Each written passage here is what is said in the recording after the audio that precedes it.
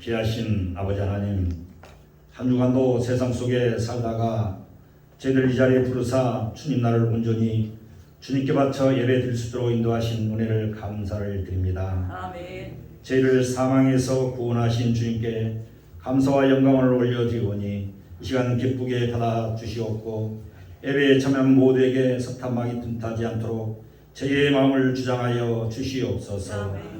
금년 한 해를 돌아오면 열심히 산다고 했지만은 지금 뒤돌아볼 때 너무나도 부끄럽고 살아온 날들이 많습니다. 세상적인 욕심과 교만과 의심과 많은 악한 모습으로 살아온 모든 것을 십자가 밑에 내려놓으니 아버지 저희의 모든 허물을 긍휼히 여기시고 용서하여 주시옵소서. 저희의 남은 삶 가운데 간섭하여 주셔서 저희를 사랑받는 자녀들이 될 수 있도록 인도하여 주시옵소서. 연말연시 세상적인 것에 저희의 마음이 들뜨지 않고 이 땅에 오신 예수님을 기대하며 감사와 찬양이 넘쳐나는 시간이 되게 하여 주시옵소서. 지금 모든 세계가 혼란 속에 살고 있습니다. 이러한 지금이 은혜 받을 만한 때요 구원의 날이라고 하였사오니 모든 나라와 교회와 성도들이 주님의 말씀을 늘 상고하며 신앙이 나태해지지 않도록 주님께서 저희들을 붙들어 주시고 늘 깨어서 기도함으로 모든 날에 임하사 위로와 평강이 넘치게 역사하여 주시옵소서. 저희들 세상 것들이 아닌 성령으로 채우게 하여 주시고 말씀으로 더욱더 가득 채워 주시옵소서. 오늘도 얼마 남지 않은 시간을 잘 점검하며 잘 마무리할 수 있도록 뿌리내려 주시옵소서. 주신 달란트를 계산하는 믿음의 결산이 있게 하여 주시옵소서. 각 구세에서 한 해 동안 수고하고 헌신하신 모든 일꾼들이 은혜 가운데 잘 마무리하여 새로이 임명된 일꾼들에게도 사명감을 잘 감당할 수 있도록 믿음 주셔서 각 부서들이 은혜 가운데 부흥될 수 있도록 아버지 함께하여 주시옵소서. 12월은 또한 강추위보다 고통에 힘들어하는 성도들이 너무나도 많이 있습니다. 경제적인 어려움과 육신의 질병으로 인해 고통 속에 살아가는 주님의 자녀들이 있사오니 아버지 이들이 기도와 간구에 귀 기울여 주셔서 빨리 고통에서 벗어날 수 있도록 은혜 내려 주시옵소서. 또한 무너진 믿음으로 방황하는 자녀들을 만나 주셔서 더 큰 믿음으로 회복이 되어서 감사와 찬양이 넘치게 은혜 내려 주시옵소서. 금년도 안에도 강육교를 사랑하시는 주님, 새해 2023년은 더 크고 위대한 비전을 갖게 하셔서 복음의 소명을 넉넉히 잘 감당할 수 있는 교회가 되게 인도하여 주시옵소서. 또한 이 지역사회에 소외된 영혼들의 마음을 사랑으로 녹이는 교회가 되게 하시고 믿지 않는 그들이 하루속히 예수를 만날 수 있도록 기도와 전도에 힘쓰는 교회가 되게 하여 성도 간의 사랑으로 교제하며 정을 나누는 초대교회 같은 교회가 되게 축복하여 주시옵소서. 말씀은 이 시간 또한 듣는 시간입니다. 지난 1년 동안 목사님과 함께하여 주셔서 감사를 드립니다. 목사님 남은 삶 속에 늘 건강히 붙들어 주시고 능력 있는 복음을 사명자로 잘 감당할 수 있도록 은혜 내려 주시옵소서. 또한 내주하신 우리 성도도 마음껏 주님의 일에 매진할 수 있도록 목사님의 가정의 모든 환경을 넉넉함으로 채워 주시옵소서. 성령님으로 함께 하신 하나님 아버지, 오늘 말씀을 선포하시는 목사님께 능력과 성령이 충만케 하셔서 말씀을 통하여 저희들이 은혜 받게 하시고 하나님께 영광 돌리게 하여 주시옵소서. 또한 이 시간 사정으로 예배에 참석하지 못한 성도님들 많이 있습니다. 또 몸이 불편하신 성도님 주님 안수하셔서 쉽게 하시고 오늘 모든 예배를 주님께 기쁘게 받아 주시옵소서. 이 모든 말씀 사랑과 은혜가 풍성하신 우리 주 예수 그리스도의 이름으로 간절히 기도드리옵나이다. 아멘.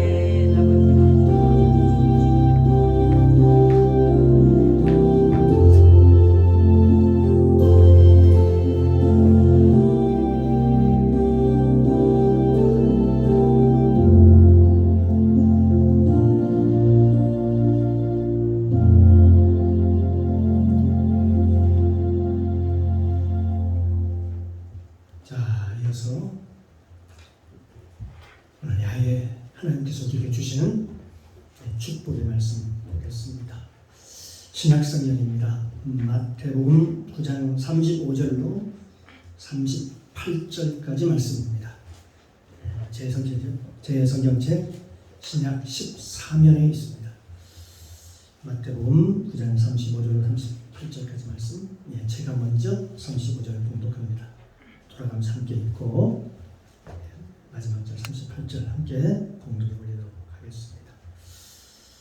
예수께서 모든 성과 촌에 두루 다니사 저희 회당에서 가르치시며 천국 복음을 전파하시며 모든 병과 모든 약한 것을 고치시니라.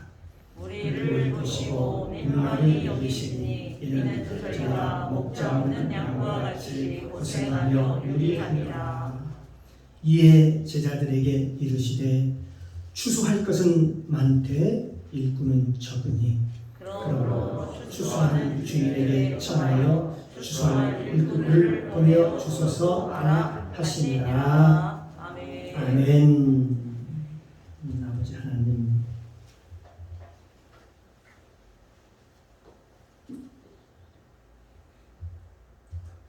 아버지께 예배한 자는 신령과 진정으로 예배할 때가 오나니 곧 이때라. 아버지께 이렇게 아버지께서는 자기에게 이렇게 찾는 자들에게 찾는 예배하는 자들을 찾으시다. 하나님 분명이시니 신령과 진정으로 예배할지니라. 아멘. 오늘도 신령과 진정으로 예배드릴 수 있는 환경을 만들어주시고 이들 동안 지켜주니 감사합니다. 아멘. 오늘 이 시간 말씀을 듣는 시간입니다. 오늘도 말씀이 들려지게 하옵소서. 성령의 도우심을 구합니다. 도와주시옵소서. 오늘 하나님의 말씀을 선포할 때 사람의 말이 아니라 하나님의 말씀으로 들려지게 하옵소서. 예배의 시종을 아버지께 부탁드리며 예수님의 이름으로 감사드리며 기도드리옵나이다. 아멘. 예, 할렐루야. 우리 옆에 분과 인사합니다. 주님의 이름으로 사랑합니다. 축복합니다. 오늘도 큰 복 받습니다. 할렐루야. 오늘도 이 시간 주님의 은혜가 저와 여러분 가운데 충만하게 임재하시기를 주님의 이름으로 축복합니다.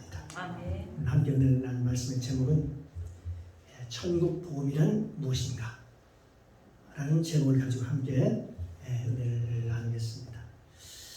오늘 본문은 마태복음 8장 9장을 최종적으로 정리하는 그런 내용입니다. 그래서 마태복음 8장 9장은 바로 예수님의 참 목자의 모습을 얘기하고 있는 것입니다. 그러니까 예수님께서 이 세상에 왜 오셨는가? 바로 이 세상에 참 목자가 없어서 예수님께서 참 목자로 이 세상에 오셨다. 그렇게 말씀합니다. 참 목자 되신 예수 그리스도. 참 목자 되신 예수 그리스도. 그러면 예수 그리스도는 어떤 모습인가요? 어떤 모습으로 오셨을까요? 마태복음 8장 9장에 우리의 질병과 우리의 병, 모든 병을 고치시고 우리 인생의 모든 문제를 해결하시고 수고하고 무거운 짐들을 다 내려놓게 하시는 그분이 바로 우리의 참 목자라는 사실을 성경에서는 우리에게 말씀해 주고 있는 것입니다. 마태복음에서 수고하고 무거운 짐자들아 다 내게로 오라. 내가 너희를 쉬게 하리라. 라는 말씀이 있지요. 그런데 예수님께서는 참 목자의 사역을 사역을 하시면서 제일 먼저 한 게 있습니다. 제일 먼저 우선적으로 한 것이 뭐냐? 바로 천국 복음을 전파하셨다는 거죠. 천국. 예수께서 사역하실 때 회개하라. 천국이 가까웠느니라. 라고 말씀하시면서 복음을 전파하는 모습을 볼 수 있습니다. 이 마태복음 이 4장을 보면 첫 번째로 이 천국 복음에 대해서 나옵니다. 천국 복음. 그런데 오늘 마태복음 9장에 보면 또 다시 천국 복음이 다시 나옵니다. 다시 천국 복음이 언급이 됩니다. 과연 이 천국 복음이라고 하는 것이 과연 어떤 복음을 얘기하는 것일까요? 우리가 이 천국 복음이 어떤 복음인가? 바로 천국에 우리가 갈 수 있는 말씀, 그런 뜻이겠죠. 이 천국 복음이라는 것은 우리가 천국으로 들어갈 수 있는 그 말씀을 천국 복음이라고 말씀하고 있습니다. 그런데 이러한 천국이라고 하는 것은 어떻습니까? 먼저는 내 마음에 먼저 임하고 또 우리의 환경 가운데도 임하고 종교에 가서는 우리의 또 영원한 천국에도 임하는 것이죠. 우리 몸과 마음에 임하는 천국, 우리 환경에 임하는 천국, 또 저 하늘나라에 가서 영원히 살 수 있는 그 천국을 의미하는 것이죠. 하나님의 나라는 먹는 것과 마시는 것이 아니요 오직 성령 안에서 의와 평강과 희락이니라 그렇게 말씀하고 있습니다. 사랑하는 성도 여러분, 우리의 몸과 우리 마음이 이루어지는 천국은 어디일까요? 어디에서 이루어질까요? 그것은 바로 저와 여러분의 마음에 평안이 임하는 것입니다. 세상이 줄 수 없는 평안이 우리 마음속에 존재하는 것입니다. 그래서 성경은 뭐라고 표현하고 있느냐? 요한복음 14장에 보면 평안을 너에게 끼치노니 나의 평안을 너에게 주노라. 그래서 내가 너에게 주는 것은 세상이 주는 것과 같이 아니하니라. 그러므로 너희는 마음에 근심도 말고 두려워하지도 말라 하면서요, 우리에게 평안을 우리에게 주신다는 것입니다. 평안을 짓게 하시는 분도 하나님이죠. 어둠을 짓게 하시는 하나님인데 우리 평안을 주시는 분이 바로 주 여호와 하나님이십니다. 그래서 우리 마음에 먼저 천국이 이루어진다는 얘기를 하는 것이죠. 그래서 산상수훈에서 보면 심령이 가난한 자는 복이 있나니 천국이 저희 것이니라 그렇게 말씀하고 있죠. 그렇게 말씀하실 때 우리 마음에 이루어지는 천국, 바로 그 천국을 말씀하고 있는 것입니다.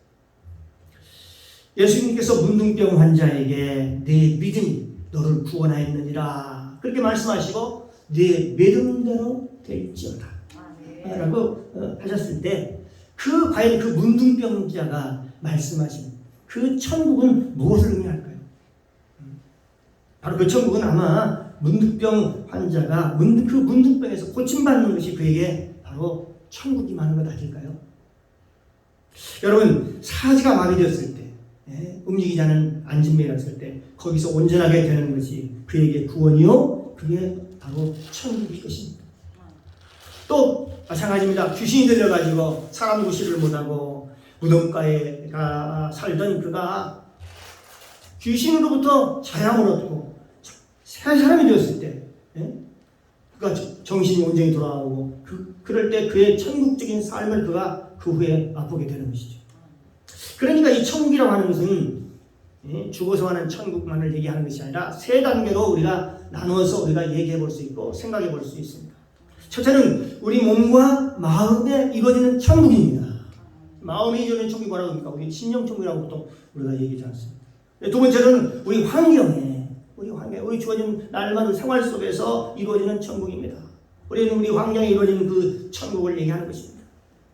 예를 들면, 요즘 같으면 살만해, 참으로 천국 같아 했을 때 그 천국의 의미는 바로 생활 가운데 임하는 그런 천국을 얘기하는 것입니다. 우리의 삶에 수고하고 무거운 문제들이 다 해결되는 삶이시죠. 삶을 얘기하는 것이죠. 그 다음에 우리가 이 세상에서 생명이 끊어지고 마지막입니다. 영원한 곳에서 장차 누릴 천국, 장차 저 나라에서 누릴 천국, 그 영원한 천국을 얘기하는 것이죠. 그것이 바로 하늘나라의 천국. 우리가 종적은 그걸 우리가 소망하는 거 아닙니까? 그래서 우리가 천국을 얘기할 때 이 세 종류의 천국을 얘기를 합니다. 첫 번째는 우리 몸과 마음에 임하는 천국, 마음이 이루어지는 천국.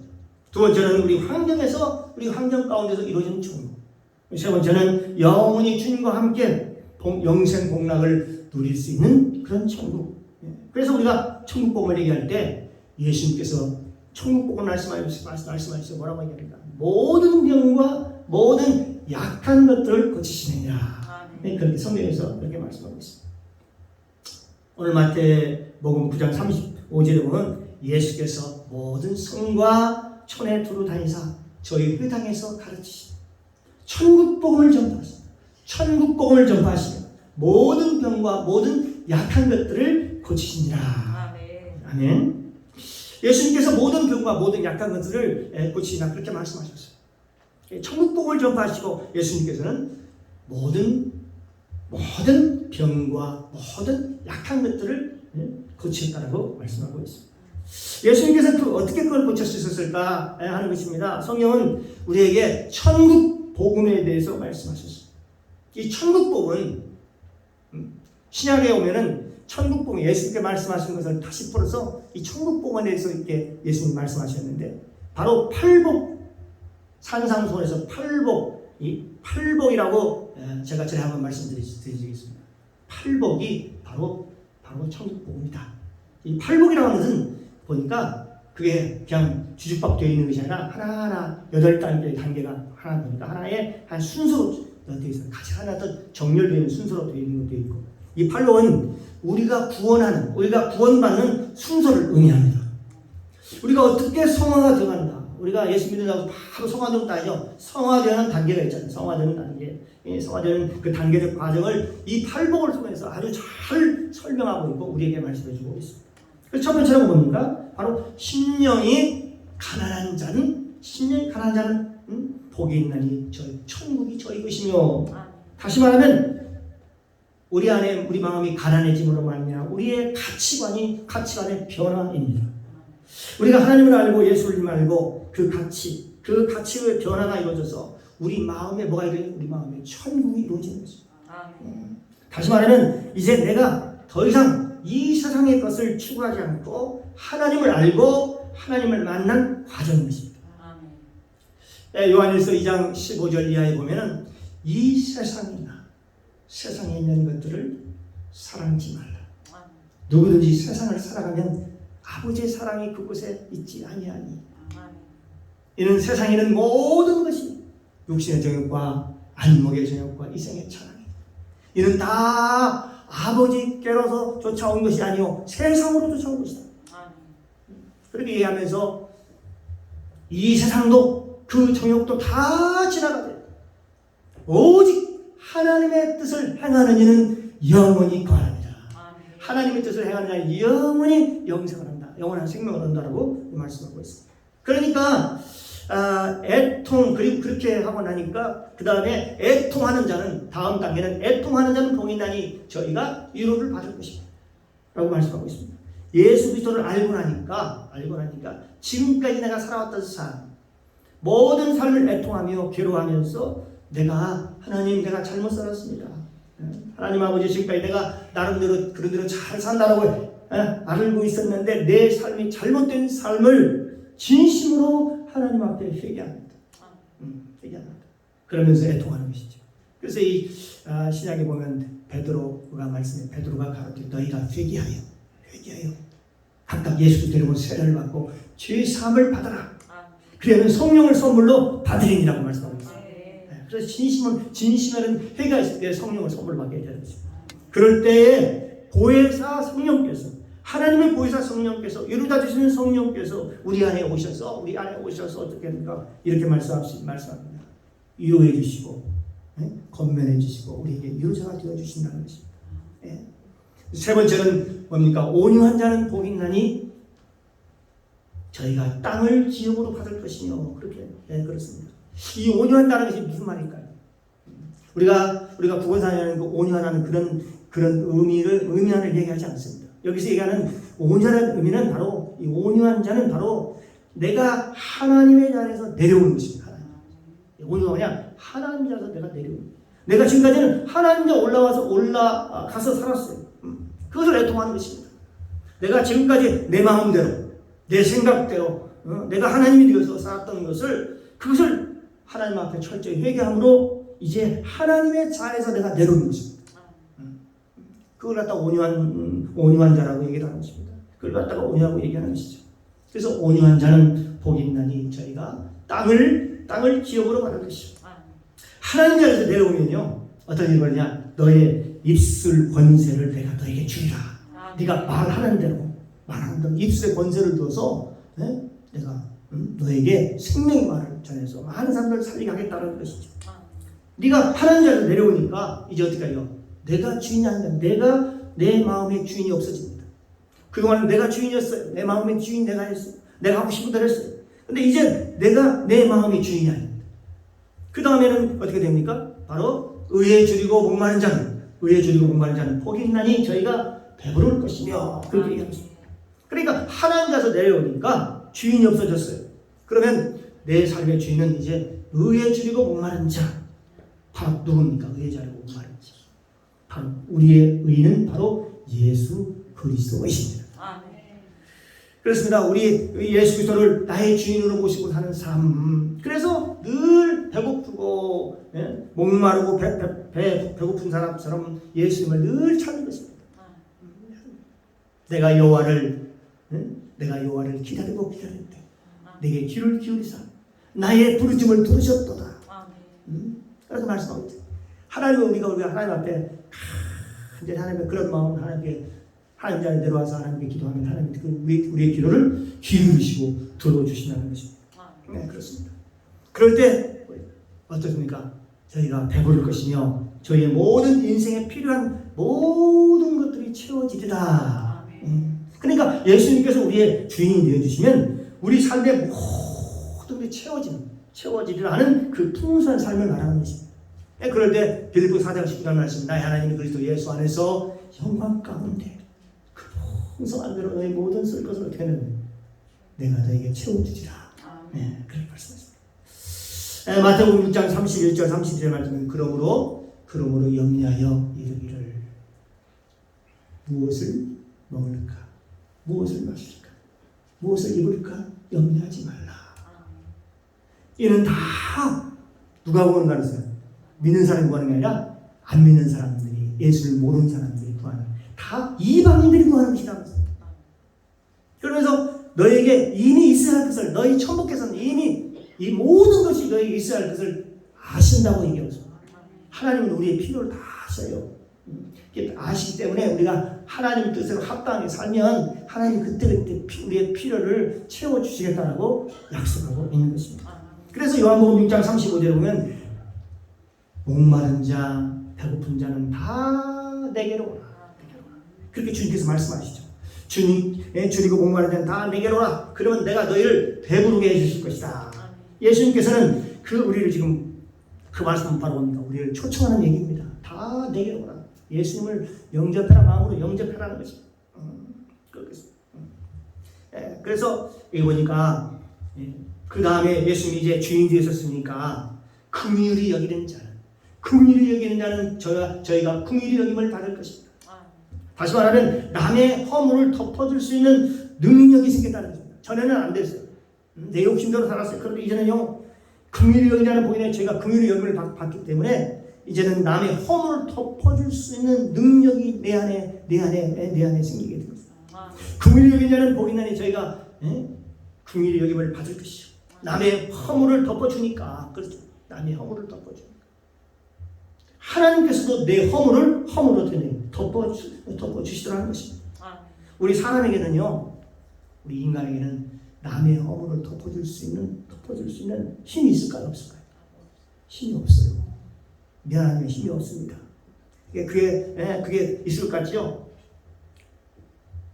그런데 우리에게는 남의 허물을 덮을 수 있는 힘이 없어요. 우리는요, 어떤 충격적인 나 자신을 어느 때 발견할 때가 있습니다. 여러분도 그런 아마 분명히 신앙생활을 느꼈을 것입니다. 어떤 일이 발생했을 때 막 참으려고 해요. 막 그걸 한번 참아보려고 해요.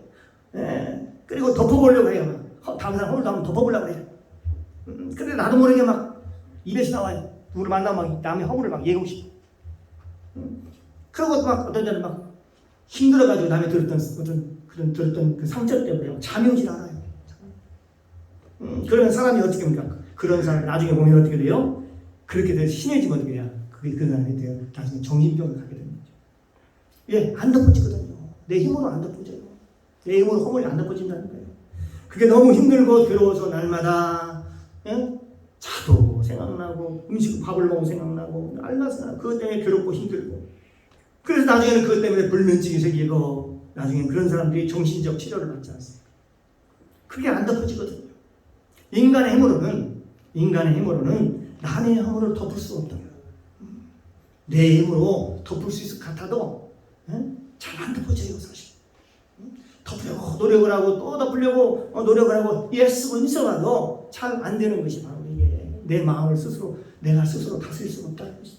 그러면 어떻게 될까요? 우리 소망이 없잖아요. 그렇지 않습니다. 우리 인간의 모든 허물을 누가 덮어줄 수 있느냐? 누가 덮어줄 수 있을까? 내 안에 계신 예수님, 여러분 안에 계신 예수님, 내가 주인으로 모신 예수님이 그 허물을 덮을 수가 있는 것입니다. 왜 예수님께서는 우리를 위해서 십자가에 달리시고 그 보혈로 우리의 허물과 죄악을 사하여 주시고 덮어주셨기 때문에 그분만이 내 안에 오셔서 그 허물을 덮어줄 수 있는 거예요. 그래서 우리가 하나님 앞에서 간절히 기도하는 거예요. 내가 내 힘으로 덮을 수 없으니 하나님 도와달라고 기도하는 거예요.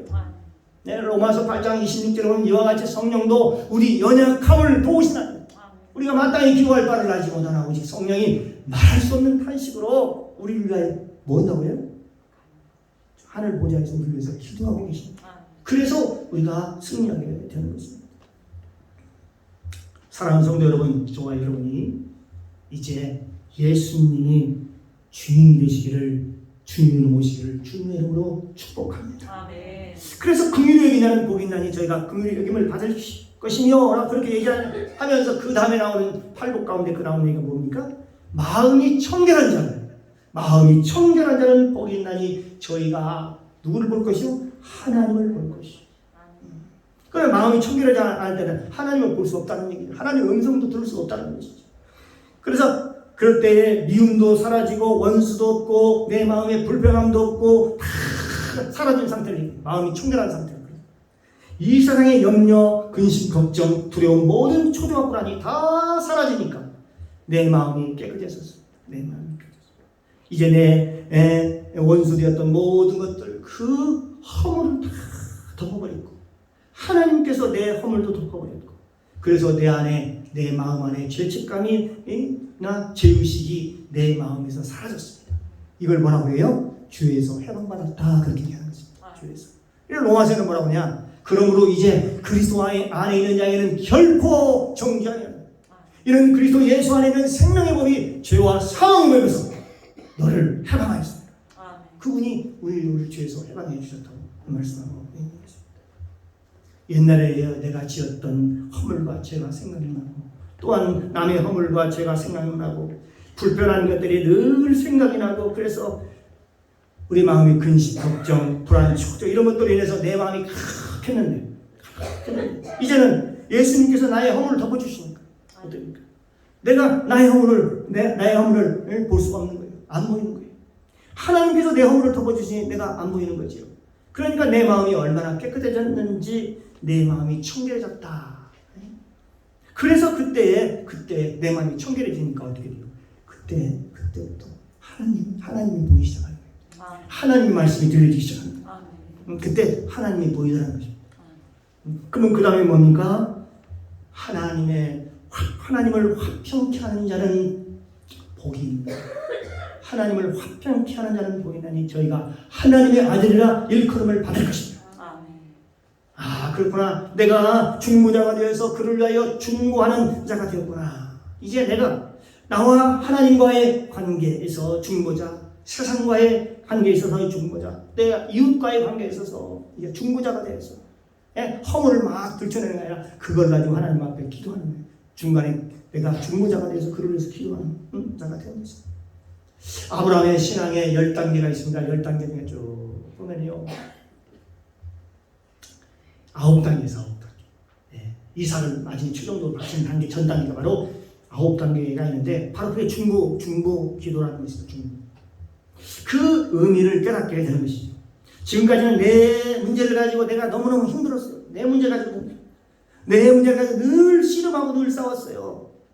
그런데 그 단계를 넘으니까 하나님께서 이 중보라는 것이 무엇인가를 배우게 하시고, 또 이 중보를 알고 나니까 이 중보라는 게, 이 중보기도라는 게 내 생활에서 이렇게 내 안에 기쁨을 주고 희락이 넘친다는 걸 알게 되는 것이죠.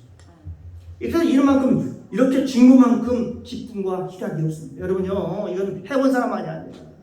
사랑할 수 없는 사람을 중보를 통해서 계속 기도하면 내 안에서, 내 속에서요, 뭐가 올라오면 기쁨이 올라와요.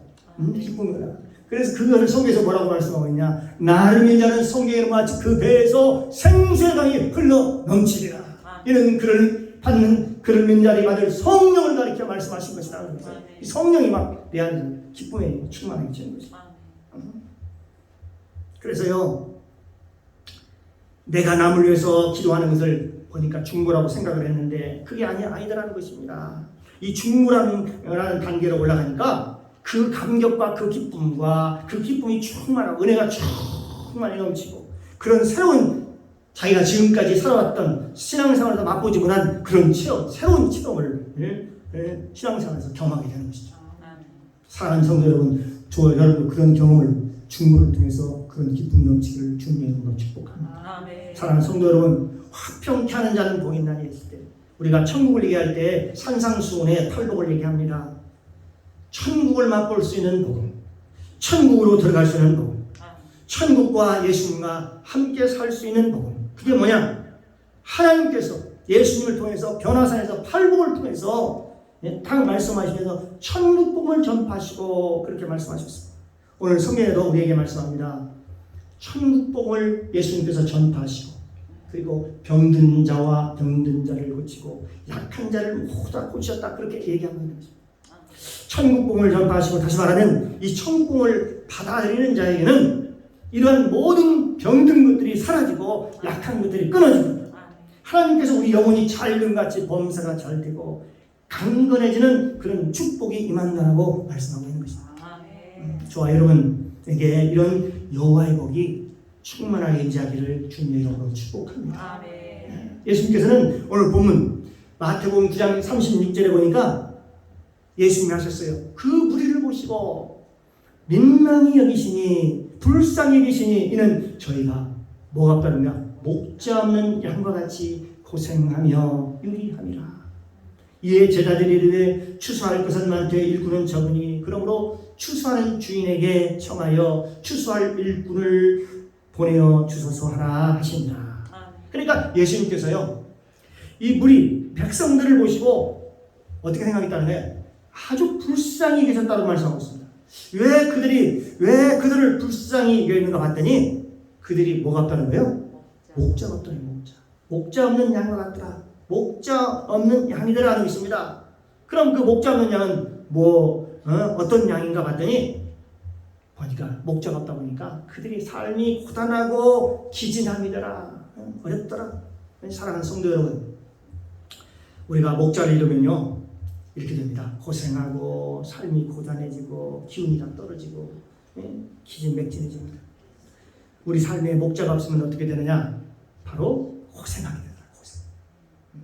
내가 내 힘으로 살면 잘 될 것 같지? 근데 안 그래요. 하나님이 나의 목자가 됐을 때 부족함이 없습니다. 그래서 때로는 목자가 없으니까 승냥이에게도 물리기도 하고 광야의 늑대에게도 물리기도 하고 나름대로 신앙생활 잘하는 것 같아도 어디요? 그렇지 않습니다. 예, 자기 뜻대로 자기 생각대로 자기 나름대로 신앙생활 잘할 것 같아도 목자가 없는 삶이라는 것은 성경에 보면 참으로 그 삶이 답답하고 힘들고 고단하다는 것을 알 수가 있습니다. 그 다음에 우리가 나중에 우리가 기진하고 다시 말하면 힘을 잃어버린다 그렇게 말씀하고 있습니다. 그러므로 우리가 우리의 참 목자 되신 예수 그리스도가 저와 여러분의 목자가 되시기를 주님의 이름으로 축원합니다. 교회를 섬길 때도 마찬가지입니다. 교회를 섬길 때도 저와 여러분의 목자가 있는 것처럼 우리가 믿음의 삶을 살아가는 것이 참으로 중요합니다. 우리 마음에 목자가 없으면 늘 여러분 우리는 유리한 양처럼 방황하며 갈 길을 찾지 못하고 늘 힘들어하는 거예요.